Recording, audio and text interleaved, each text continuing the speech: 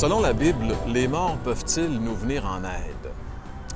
Dans beaucoup de religions, dans les différents courants spirituels du Nouvel Âge, qui est quand même relativement populaire encore aujourd'hui, mais surtout au sein du catholicisme, on a tendance à encourager la prière aux défunts. Il n'est pas rare de rencontrer quelqu'un, par exemple, qui a perdu un être cher, soit un parent, un frère ou une sœur, de nous dire qu'elle le prie, qu'elle est en communication avec, même s'il est mort. Et même très souvent, cette personne-là nous dira qu'elle a reçu des réponses à ses prières ou encore qu'elle a même été secourue dans ses besoins par l'entremise de ce défunt. Eh bien, en ce qui nous concerne, nous croyons que cela relève essentiellement et uniquement de la superstition. Pourquoi est-ce que nous disons cela?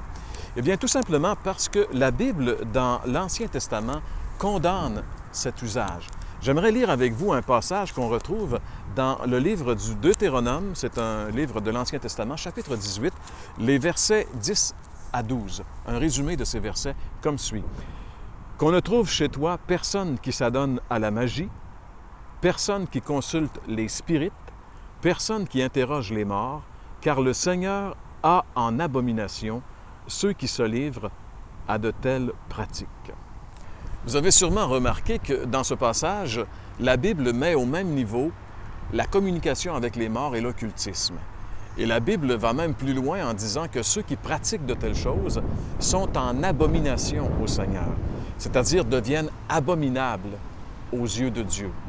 N'est-ce pas étonnant de constater que beaucoup de personnes qui s'imaginent plaire à Dieu en invoquant leur mort, en priant leur mort, bien plutôt font le contraire, deviennent abominables aux yeux de Dieu. Peut-être allez-vous dire, mais pourquoi est-ce que Dieu est-il si sévère à l'égard de ces personnes qui pratiquent de telles choses? Eh bien, la Bible nous révèle une vérité importante. Dans le Nouveau Testament, Jésus nous a dit qu'entre le monde dans lequel nous sommes, c'est-à-dire le monde des vivants et l'au-delà, il n'y a aucune communication possible. C'est un peu comme les astronautes qui tournaient autour de la Lune dans les années 60 et lorsqu'ils passaient du côté de la face cachée de la Lune, toute communication avec la Terre était interrompue puisqu'il était impossible d'avoir communication entre la face cachée de la Lune et la Terre.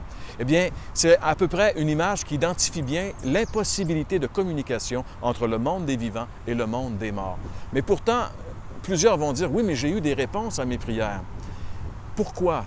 Eh bien, c'est là qu'est le danger. La Bible dit que les démons qui peuplent le monde invisible, le monde spirituel, les démons savent très bien que la communication entre le monde des vivants et le monde des morts est impossible, mais eux vont usurper l'identité d'un défunt et ainsi tromper ces personnes qui pensent justement faire de bonnes choses. Voilà pourquoi il est fortement déconseillé de prier les morts, mais surtout très dangereux de le faire. Alors, mes amis, la réponse à cette question, c'est non. Non, les morts ne peuvent pas nous venir en aide.